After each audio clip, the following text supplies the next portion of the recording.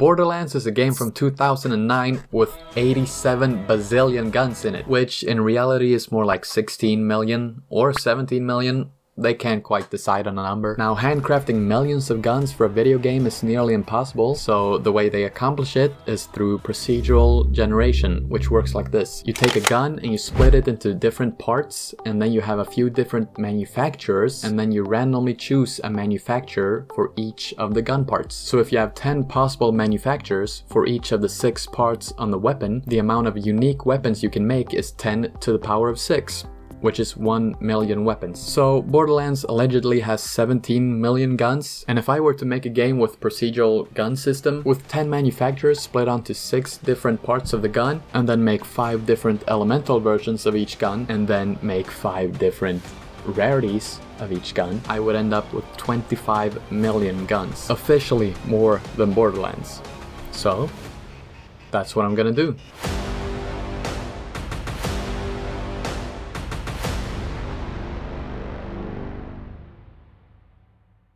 I started off with following my own hour-long farming game tutorial just for the pick up and place mechanics. No, I didn't. I just downloaded the project files from the link in the Discord. Shut up about it. Then I modeled a gun to replace the watering can and added some gun animations and slow bullets that check for collision through ray casting. But apparently that approach is bad for performance, and it's recommended that I just use the normal collision system to handle the bullets. But I do not trust the normal collision system when it comes to fast-moving bullets. Why not? Well, the collision detection checks if anything is colliding with the bullet every frame, but if the bullet has enough speed and the collider is small enough, there's a chance the bullet moves through the collider in between frames, and then the collision detection will not work and the bullets will just fly through the wall. And that's why I wanted to go with the ray casting bullets, since the ray checks everything in between the bullet's last position and current position, so even though the bullet moves too fast to collide with the wall, the ray will still catch it. But as I said, with a lot of bullets in your game, it's gonna poop on your performance. But I still added the normal collision, and I just said, screw it, it's a rocket. But then for the normal fast-moving bullets, I just copied Miziziz's Udemy course code to make hit scan bullets, which is not really a bullet at all, it's just a raycast, which basically functions like a laser. Then I added some physics to the gun, and then of course sound effects. Now we've got the FPS basics down, and it's time to add some procedural generation. So I made 2 more gun models with separated parts, wrote some code to decide which part affects which stat on the gun, tried it out, and it worked. So I made some more guns. And Borderlands has these little preview screens so you can see the stats on the gun you're looking at without picking it up. So I made this little screen with a little text and made it pop up when you're looking at a weapon.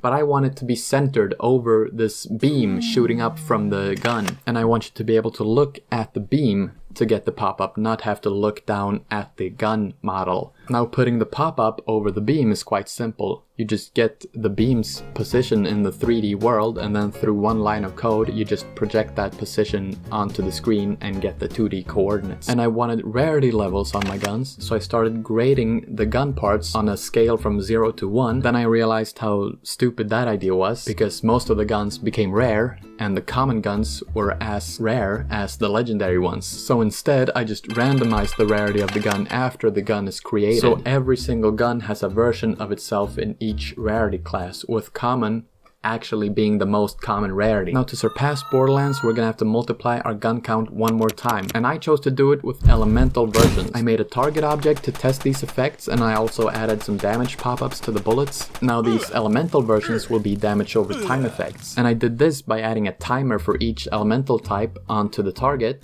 and then write some code, and the code does some stuff, and boom, damage over time effects. So now with the different elemental versions of the guns, we can multiply our total gun count by another 5. Which finally brings us to 25 million guns, officially more than Borderlands. And just to display this wide variety of guns, I made these loot boxes, the good kind, no microtransactions. You just walk up and interact with them, and it opens up with a nice animation, full of guns, full of potential. What will you get? Will you get a crazy legendary or a crappy common one? Who knows? It's exciting. I also remade that bad rarity system into a value system to calculate how much the guns are worth in case I ever make a selling mechanic in the game. So we've got guns, we've got loot boxes, we've got the systems in place, right? Still looks kind of boring. I mean, I want like a small open world maybe with a a boss battle, like a raid boss with big tentacles and you can shoot.